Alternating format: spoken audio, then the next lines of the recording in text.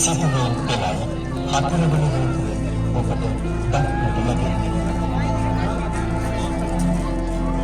මේකට ඔබ අවධානය යොමු කරන්නේ පස්වන රූපරාමුව දෙසට. වර්ණන පොතෙස රජතුමා විසින් අනාගතයේ ගාමිණී අභිනව රජකු මහා සෑය ඉදිකරන බව සඳහන් කොට පිටුවන ලද ගල්කඹ ගැමුණු මහරජතුමාට දැක ගන්නට ලැබුණේ. නුවණැති රජතුමා එම ස්ථානයේ තිබූ රන්තරපොපසක් දැක එය තම විමානයකට වාසය කළ ස්වර්ණමාලී දෙවඟනකින් එමේ හුලියේ අප මුළු රජුගේ අසුබගත් මහා සෑය ඉදිකිරීම පිණිස ලබා දෙන මෙන් ඉල්ලා සිටියේය. එතුම් මහා සෑයට එම දෙවඟනගේ නම වරදන බව පැවසීය. ස්වර්ණමාලී දෙවඟන ඉතා සතුටින් එම ස්ථානයේ මහා සෑය ඉදිකිරීම පිණිස රජුට ආරාධනාය.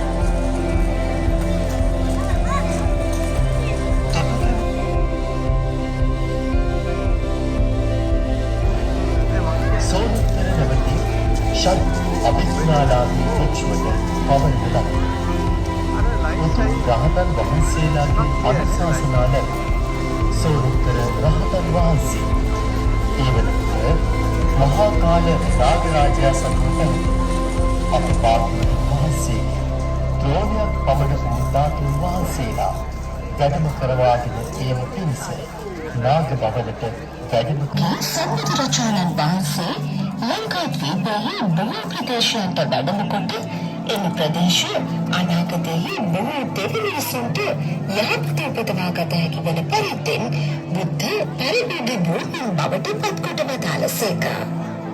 මෙම නිරන්තරණයේ පළමුවන චිත්‍රයෙන් පෙන්වීම කරනු ලබන්නේ අපගේ භාග්‍යවත් බුදුරජාණන් වහන්සේ දෙවන වර ලක්දිවට වැඩම කළ මොහොතේ ස්වර්ණමාලී මහා සෑය රජුන් පිහිටන භූමියට වැඩම කොට මහරහතන් වහන්සේලා පිරිවරා වැඩ සිටින ආකාරයයි. එරිනිවන් වංචකයෙහි සැතපී වැඩහුණු අපගේ භාග්‍යවතුන් වහන්සේ විසින් සිදු කරන ලද මහා අධිෂ්ඨාන පහ අතරින් පස්වෙනි අධිෂ්ඨානය වූයේ ලංකාද්වීපයට මහත් අලංකාරයක් වූ ස්වර්ණමාලී මහා සෑය ද්‍රෝණයක් පමණ වූ මාගේ නිර්මල ධාතුන් වහන්සේලා පිහිටන කල්හි ජීවමාන බුද්ධරූපයන් මෙන් අහසට පැනනගී වැඩ සිට යමක මහා ප්‍රාතිහාර්ය දැක්වීමෙන් පසු එම ධාතුන් වහන්සේලා සෑ ගම්පෙහි පිහිටත්වායි.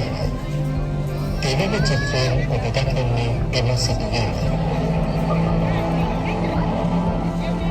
මෙම නිරන්තරණයේ තුන්වෙනි රූපයෙන් දක්වන්නේ කුසිනාරා නුවර උපවර්තන සාලවනෝද්‍යානයේදී පිරිනිවන් පා වදාළ අපගේ ශාස්ත්‍රූන් වහන්සේගේ ශ්‍රී දේහ ආදාහනෙන් පසු ඉතිරි වූ ද්‍රෝණ 8ක් පමණ වූ ශාරීරික ධාතුන් වහන්සේලා ද්‍රෝණ බමුණාගේ මැදිහත් වීමෙන් බෙදාගෙන විට ද්‍රෝණ ධාතුන් වහන්සේලා රාමගමෙහි කෝලීවරුන් හට පුද පූජා පිණිස ලබා දෙන ආකාරයයි.